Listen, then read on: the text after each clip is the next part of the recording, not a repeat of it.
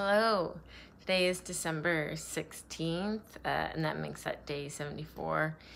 And I just had a really hard time getting to it today, and just felt like I was dancing around getting it done.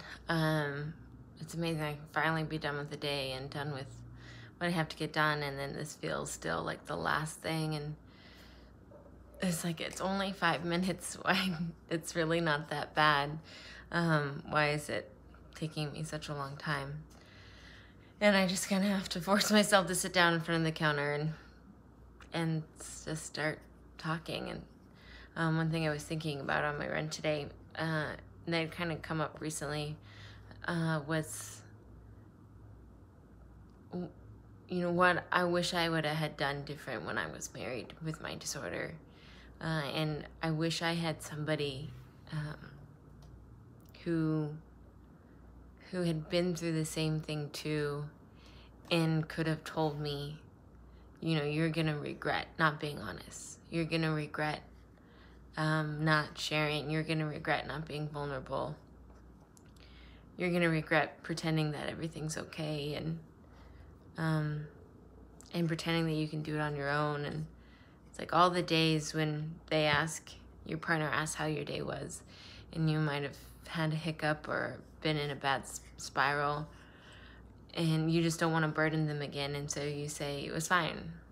Or you want them to ask more, and so you say, like, oh, today was just hard. And you wait for them to ask better questions or deeper questions, and they don't know how. And it just becomes this like thing that you get more and more comfortable dealing with on your own and taking full responsibility. And I don't think that your partner, I don't wish that my ex had necessarily, I don't know, I wish he had done more. I wish I would have asked him for more help, and I think that's my biggest regret, is that I didn't ask for help and I wasn't honest. And there was a lot of reasons why, because it's so shameful and it's hard to talk about.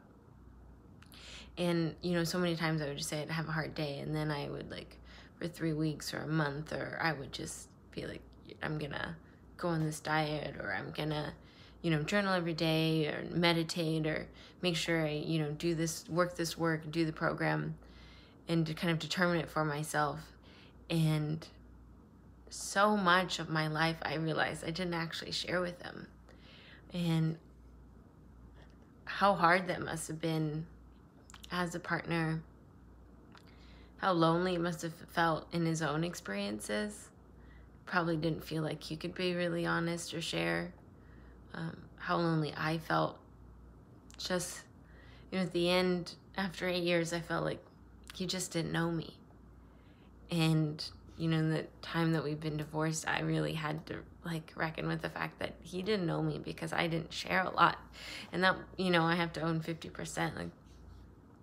I wish that he would have asked more, but I had just as much responsibility to share more.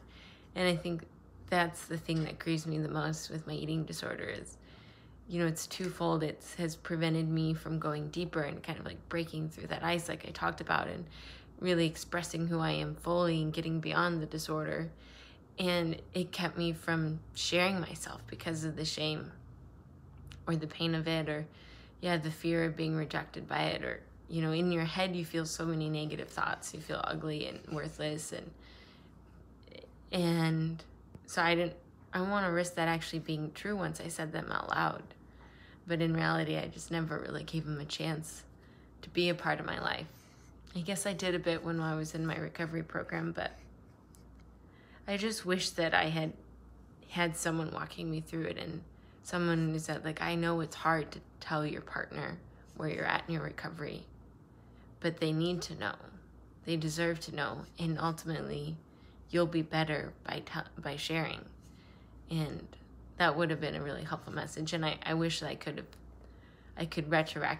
retroactively give that gift to my ex, because he was a good person, and I think he would have wanted to meet me in that space, whether or not if he could have, but I never even gave him a chance to.